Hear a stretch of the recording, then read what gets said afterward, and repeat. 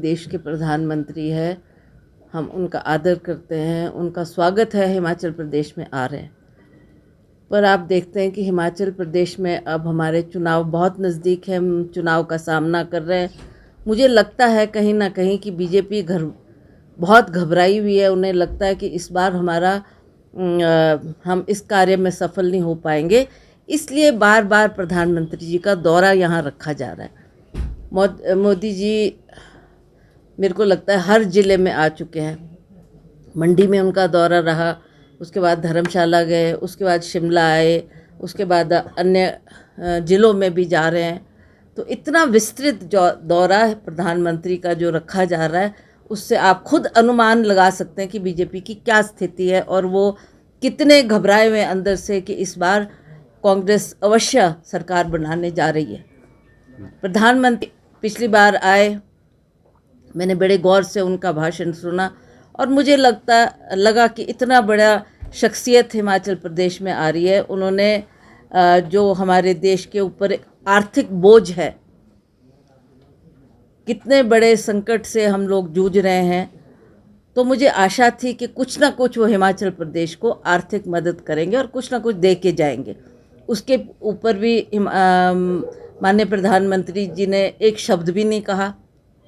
उसके अलावा मुझे बहुत अच्छी तरह से याद है कि प्रधानमंत्री जी ने जब वो प्रधानमंत्री नहीं बने थे, उस वक़्त यहाँ पर उनका दौरा रखा गया था और उन्होंने ये कहा था कि मुझे मौका दो और मैं हिमाचल प्रदेश की परिस्थिति को बहुत अच्छी तरह से जानता हूँ और मैं महंगाई को भी कम करूँगा।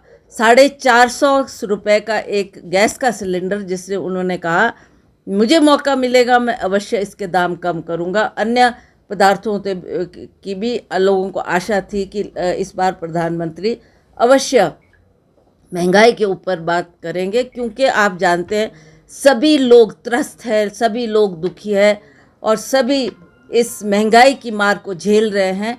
तो प्रधानमंत्री जी ने 2 शब्द भी महंगाई के ऊपर नहीं कहे, जो कि उनका अपना किया हुआ एक वचन और वायदा था।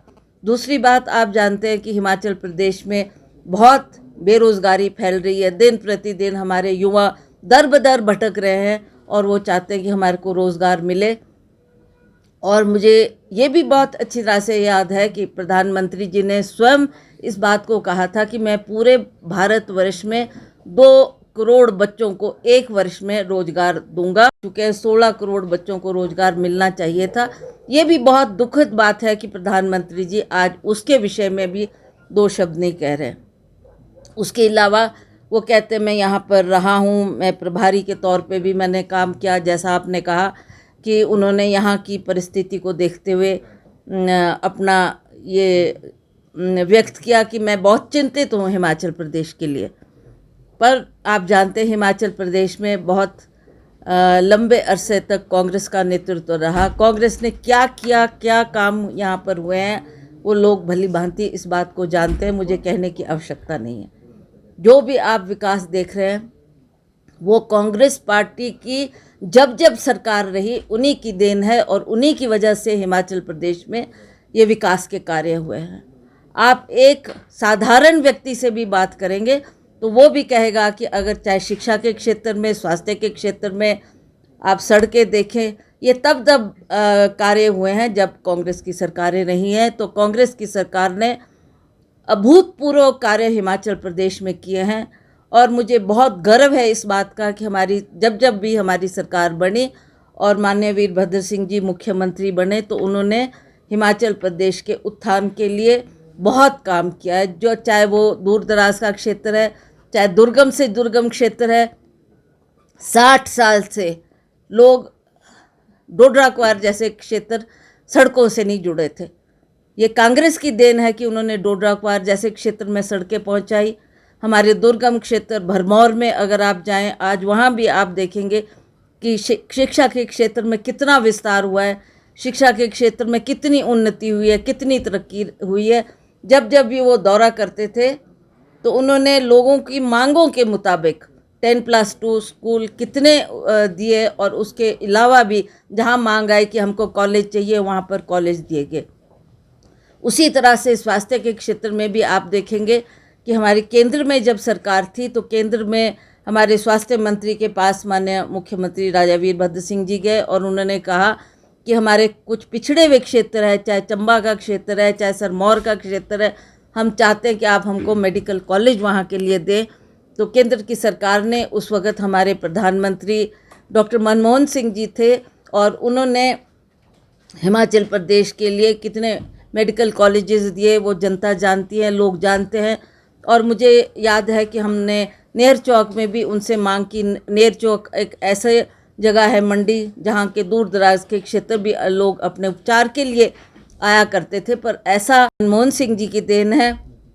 उसके अलावा हमने IIT की मांग की और आप जानते पूरे देश में उस वक्त 8 IIT थी और उन्होंने 9वीं IIT हमारे मंडी क्षेत्र में दी है, जो कमांद की क्षेत्र में आज वो इतनी बड़ी संस्था खुलने से कितने लोगों को रोजगार मिला, कितने लोगों को शिक्षा का प्रावधान मिला। ये सारे काम कांग्रेस की सरकार की देन से और केंद्र सरकार ने, जो हमारी UPA की सरकार थी, उन्होंने जो मदद की है उसकी वजह से जो ये विकास हिमाचल प्रदेश में हुआ है वो मैं समझती हूँ कि लोगों से छिपा नहीं है, लोग जानते हैं। आज प्रधानमंत्री मोदी जी हिमाचल प्रदेश का दौरा कर रहे हैं।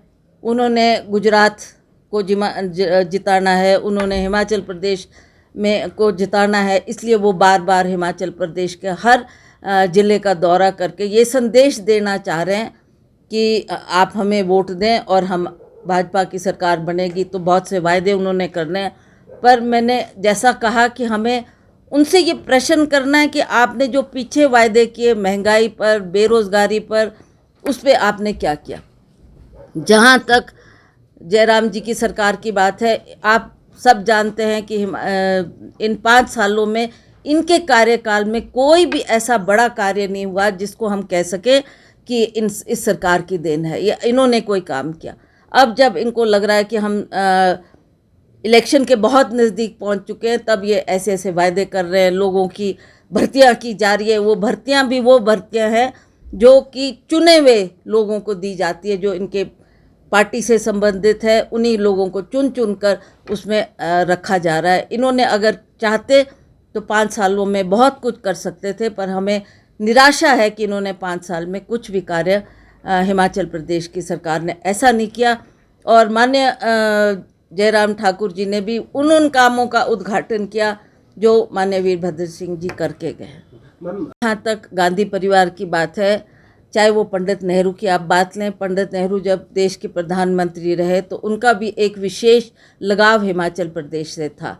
उसके बाद इंदिरा गांधी जी जब प्रधानमंत्री रही, जो उनके द्वारा आर्थिक पैकेज हिमाचल प्रदेश को दिया जाता था, जिसकी वजह से उस समय में बहुत विकास के कार्य हमारी कांग्रेस की सरकार करवा पाई। और आज हम देख रहे हैं कि उसी परिवार से प्रियंका गांधी जी भी है, और चाहे वो राजीव गांधी जी भी रहे, राजीव गांधी जी ने भी अपने कार्यकाल में जो उनको समय मिला जब वो प्रधानमंत्री थे, तो उन्होंने भी विशेष तौर पर हिमाचल प्रदेश के लिए जो आर्थिक पैकेज की मदद की है, उसकी वजह से भी हम उनके आभारी हैं। और आज प्रियंका गांधी उसी परिवार से संबंधित है, वो आज आ रही है और हम समझते हैं कि बहुत लोग उनको सुनना और देखना चाहते हैं। तो एक बहुत बड़ी रैली कल हमने सोलन में आयोजित की है, जिसको वो संबोधित करेगी। और जैसा आप देख रहे हैं कि हमारे किसान है, बागवान है, बहुत सी समस्या है जो 4 साल में इस सरकार ने नहीं की। तो हमें लगता है कि अवश्य इसके ऊपर सोच किया जाएगा और हमारे किसानों और बागवानों के लिए कुछ ना कुछ सोच करके हम उनको आश्वासन देंगे, ताकि आने वाले समय में हम कांग्रेस की सरकार बना के उन कामों को पूरा करेंगे। क्या बनता है और क्या स्थिति बनती है, God knows. We will go for the meeting, फिर मीटिंग में क्या डिसाइड होता है देखा जाएगा।